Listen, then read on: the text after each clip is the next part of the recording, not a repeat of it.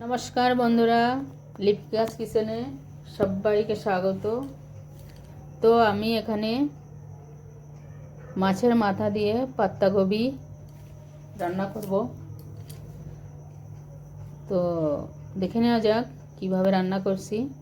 তো একটা পাত্তাকপি নিয়ে ওকে কুচি কুচি করে কেটে নিচ্ছি। তো পাত্তাকপির ভিতরে কি কি গুণাগুণ আছে সেটাও বলে দিচ্ছি। পাত্তাকপিতে প্রচুর পরিমাণে ভিটামিন রয়েছে। Vitamin K, vitamin C, vitamin বি6, ভিটামিন এ। কে হাড়কে মজবুত করে, সি ইমিউনিটি সিস্টেম বাড়িয়ে তোলে, এ চোখের জ্যোতি বাড়ায়, বি6 মস্তিষ্কের কার্যক্ষমতাকে তেজ করে, আর প্রচুর পরিমাণে ফাইবার রয়েছে যা হজম শক্তি বাড়িয়ে তোলে। তো পাত্তাকপি আমার কাটা হয়ে গেছে। যে মাছের মাথাটা আমি এর ভিতরে দেব ওটাকে ভালো করে ভেজে নিচ্ছি।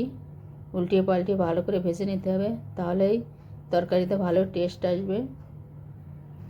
তো মাথাটা আমার ভাজা হয়ে গেছে। যে পাতাকপিটা কেটেছিলাম ওটা কুকারের ভিতরে দিয়ে আমি ওকে এক সিটি লাগিয়ে নেব। একটুখানি জল দিয়েছি ওর ভিতরে।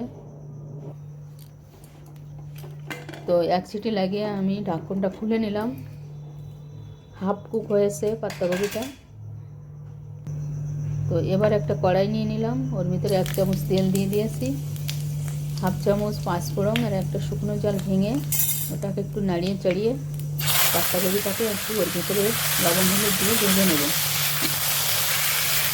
তো গ্যাসটাও কমিয়ে দিতে হবে, নাহলে পুড়ে যেতে পারে। তো এই জন্যে এটাকে আমি ভালো করে নাড়িয়ে চাড়িয়ে ভেজে নেব। 2 মিনিট পর্যন্ত নাড়িয়ে চাড়িয়ে ভেজে নেব।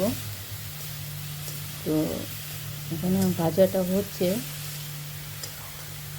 খেয়াল রাখতে হবে নিচে থেকে যেন জ্বলে না যায়।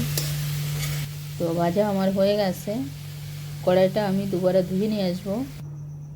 এই যে চড়িয়ে দিলাম, ওর ভিতরে আর একটুখানি তেল দিয়ে দেব। তেল দিয়ে একটা আলুকে ছোটো ছোটো টুকরো করে কেটে নিয়েছি। আলুকে আমি একটুখানি হাফ কুক ভেজে নেব। তো লবণ হলুদ দিয়েই ভাজবো। আমাদের খেয়াল রাখতে হবে 2-3 বার লবণ আর হলুদ ইউজ করা হয়ে গেছে, এই জন্য কতটুক লবণ কতটুক হলদি দিচ্ছি সেটাও খেয়াল রাখতে হবে। তো আলুগুলো ভাজা হয়ে গেছে, উঠিয়ে নিলাম। এর ভিতরে আরও একটুখানি তেল দিয়ে দেব।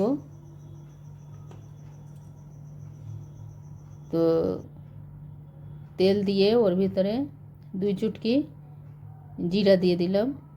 ওটাকে একটু নাড়িয়ে চাড়িয়ে ওর ভিতরে একটা পেঁয়াজ কুচি কুচি করে কেটে রেখেছিলাম সেটাই ঢেলে দিলাম। ওটাও গ্যাসটা একটু কম রাখতে হবে, এই সময় ভাজাভুজির সময় কম রাখতে হবে। তো এখানে আমি একটা মশলা রেডি করছি। 1 টুকরো আদা আর 2টো কাঁচা ঝালের একটা পেস্ট করেছিলাম সেটা দিয়ে দিলাম। আর জিরা, লাল ঝাল, ধনিয়া, হলদি, লবণ হাফ চামচ করে দিয়ে ওর ভিতরে জল দিয়ে একটা পেস্ট তৈরি করে নিলাম। এই পেস্টটা যে পেঁয়াজ ভাজা হচ্ছে ওর ভিতরে দিয়ে দিতে হবে। তো দেখে নেওয়া যাক এটা আমি কিভাবে করছি। ওই যে ঢেলে দিলাম, এটাকেও একটু নাড়িয়ে চাড়িয়ে ভালো করে কুক করে নিতে হবে। যতক্ষণ না পর্যন্ত তেল ছাড়ে ততক্ষণ পর্যন্ত এটাকে ভাজতে হবে। একদম আঁচটা কম করে দিতে হবে। ওর একটা বড় সাইজের টমাটো নিয়ে ওর ভিতরে দিয়ে ওটাকে নাড়িয়ে চাড়িয়ে ভালো করে কষে নিলাম। এবার মাথাটাও দিয়ে একটু ভালো করে কষিয়ে নিলাম। এবার গরম জল দিয়ে দেব। গরম জল অবশ্যই ব্যবহার করতে হবে, টেস্টটা ভালো আসে। তো এটাকে আমি এবার নাড়িয়ে চাড়িয়ে একটু ঢেকে দেব 2 মিনিট পর্যন্ত। মাথাটা একটু ভেঙে দিতে হবে, তাহলে স্বাদটা একটু বাইরে চলে আসবে, ভালো লাগবে। তো যে আলু ছিল আলুগুলো দিয়ে ঢেকে দিয়েছি। তো আলুগুলোও গলে গিয়েছে। এবার আমি যে পাতাকপিটা ভেজে রেখেছিলাম ওটা ঢেলে দিলাম। তো রান্নাটা প্রায় আমার হওয়ার মতো হয়ে গেছে।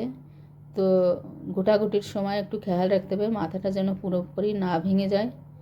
মুখের ভিতরে খেতে গেলে কাটা কাটা লাগবে, বাচ্চারাও খেতে চাইবে না। তো এখানে আমার রান্নাটা প্রায় কমপ্লিট। এখানে আমি 1 চামচ চিনি আর 1 চামচ চালের গুঁড়ো দিয়ে দিলাম। এটাকেও একটু ঘুটে নেব। এটাকে ঘুটে ঘুটে রান্না করতে, তাই এর নাম ঘন্ট দেওয়া হয়েছে। কিন্তু ঘোটাঘুটির সময় একটু খেয়াল রাখতে হবে মাথাটা যেন ভেঙে না যায়। তো রান্নাটা আমার কমপ্লিট হয়ে গেছে। 1 চামচ জিরে আমি ভেজে উঠিয়েছিলাম, সেটাই পিষে এর উপরে দিয়ে দিলাম। রান্না আমার কমপ্লিট। তো রান্নাটা কেমন হয়েছে যদি ভালো লাগে তাহলে অবশ্যই একটা কমেন্ট করবে। তো আজকের মতো এখানেই বিদায় নেব, আবার মিলবো আগলি ভিডিওতে।